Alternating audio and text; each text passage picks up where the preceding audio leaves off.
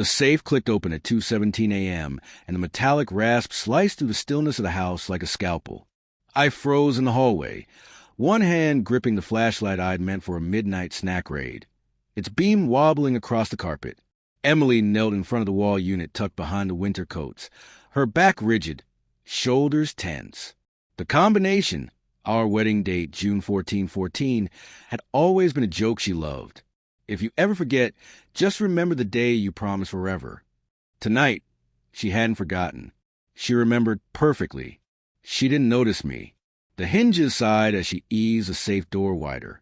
The street lamp outside spilled light over her profile. The soft curve of her cheek I'd kissed 1,000 mornings, hair tucked behind her ear in that familiar way when she was focused. Then I saw it, the contents, and felt her sharp intake of breath in my chest. A single manila folder lay inside, thicker than when I'd last touched it. On top, a photograph I'd printed only yesterday. Grainy, time-stamped, taken from my work van dash cam.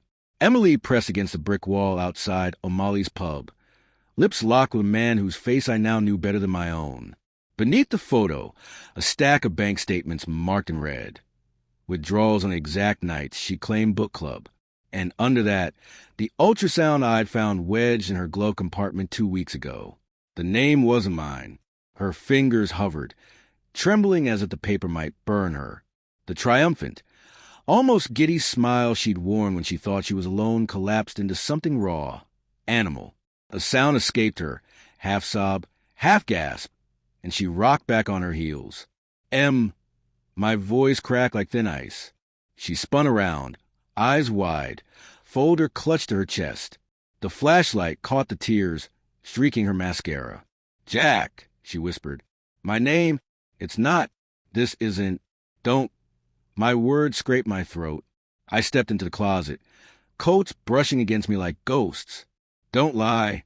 Not now."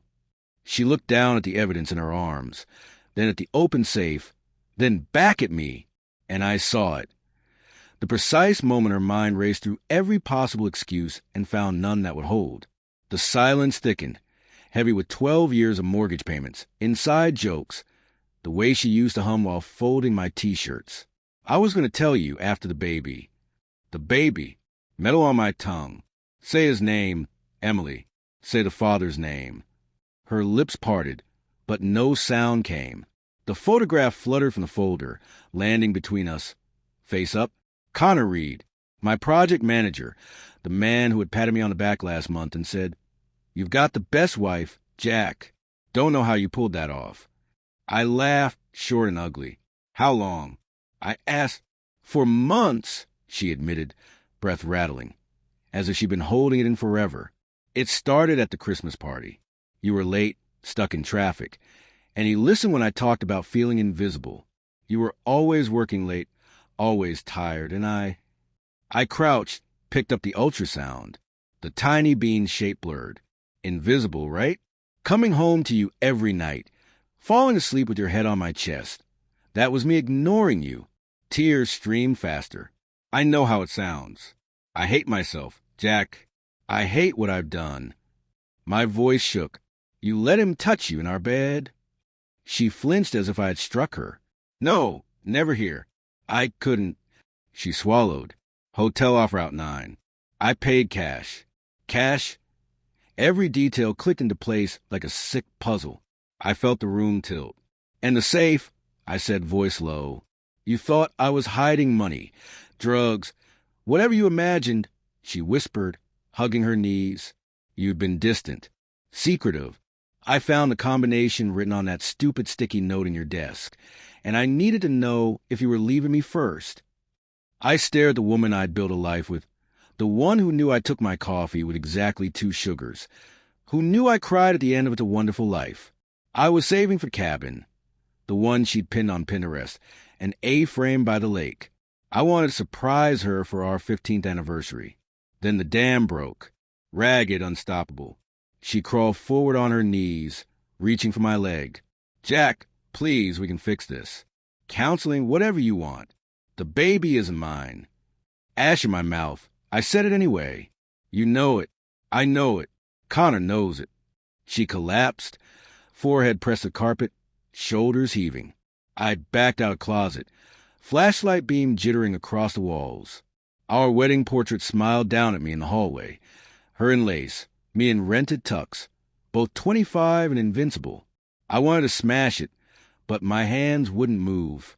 Behind me, the safe gaped like a dark mouth. I heard her crawling after me, voice cracking. "Jack, don't walk away." I stopped at the kitchen threshold.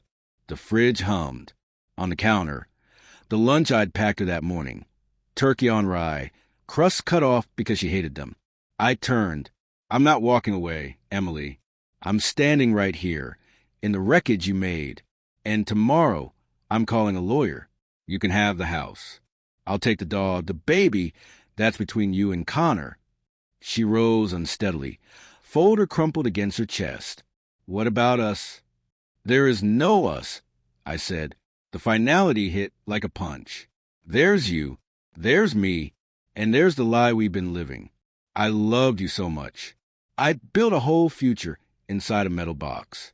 You opened it and killed it in 30 seconds. I left her barefoot on the cold tile, the safe yawning behind her like a grave. In the bedroom, I pulled the duffel from the top shelf, the one I'd packed for the surprise cabin trip. Jeans, T-shirts, the photo of us at Niagara Falls, where she'd laughed so hard she snorted. At the door, I paused. She looked up, eyes swollen. "Lock the safe when you're done. Some things should stay buried." The front door clicked softly behind me. November air bit sharp and clean at my cheeks. I walked to the truck, keys cutting into my palm, and didn't look back. The street lamp flickered once, then steadied, illuminating the empty driveway where a car should have been.